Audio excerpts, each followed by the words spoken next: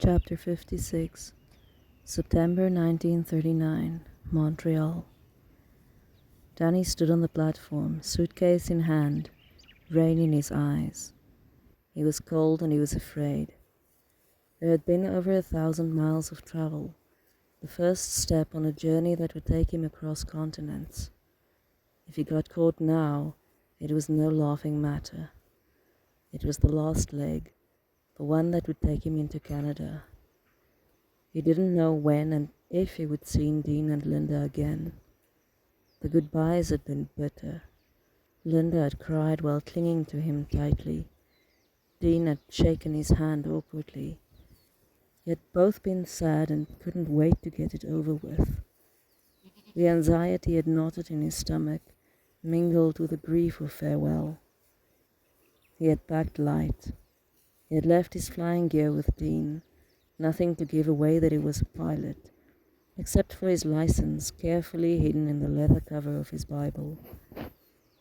As he boarded the train, he was searched. The two officers opened his bags, searched thoroughly. His heart leapt in his throat as the one took out his Bible, casually leafed through it, but he seemed more interested in asking Danny questions. "What you going to Montreal for?" "I'm moving there to stay with my Aunt Rosemary. My parents died a couple of years ago and she's childless. They need help running their business." "What you do for a living?" Tread carefully now. "I've been a maintenance man and builder, but I'm decent at numbers, so they want me to work with their accounts." "What kind of business they got?" "They've got a large bakery and it's been expanding to the point where they need to get in more staff." "Oh well, lucky you. Don't embezzle family business funds, no, eh? Those kind of things always get caught." He laughed uproariously. Danny smiled. The other man closed his suitcase again. It seemed they were done with him, and he wondered how they hadn't noticed that he was on the verge of having a heart attack. He smiled to himself. If a routine search had him in a cold sweat of fear, what was he going to do the first time he faced enemy aircraft? But it was the fear of imprisonment, not death, that haunted him. He thought that if one had to die, the best way would be in the wide blue sky, above the clouds. One would be halfway to heaven already. The train started moving and he folded his coat against the window so he could use it for a pillow to sleep on. The journey had been very long, and sleep had been broken and difficult.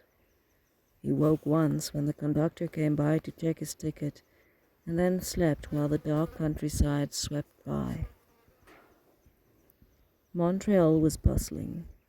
His uncle was supposed to meet him, but he had no idea what the man looked like. A heavy-set man yelled rapid French at him, and he stepped hurriedly out of his way. He didn't know where to go. Gradually the bustle died down. An older man with a brown bowler hat and a mustache stepped forward. "Are you by any chance Daniel O'Neill?" He had a thick French accent. "I am. Mr. Bouchard?" "Indeed, I am Jacques Bouchard." "I knew it. You have the same eyes as my wife. Come along, the car is outside the station." They shook hands. It was clear from both the car and the way Mr. Bouchard dressed that there was no poverty in their household. They lived in a large white 2-story house. It was the most beautiful house he'd ever been in his life. Jacques Bouchard called up the stairs in French, and a short while later his wife appeared at the top of the stairs and came rushing down. She was tall and elegant. Her voice was very Irish. "Daniel, I am so happy to see you. The last time I saw you, you were still on your mother's hip." She was lovely. Strawberry blonde hair piled high on her head, pale Irish skin to go with the hair, but it was her eyes that knocked the breath from him. It was like looking into his mother's eyes.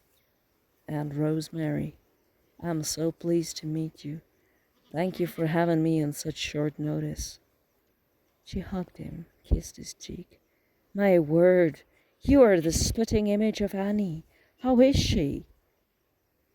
That was another kick in the stomach. I'm so sorry.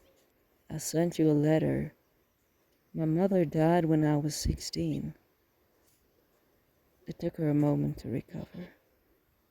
I am sorry, Daniel. I never received it. I never did. You'll have to tell me all about it later. But now let us get you settled in and feed you. You must be exhausted.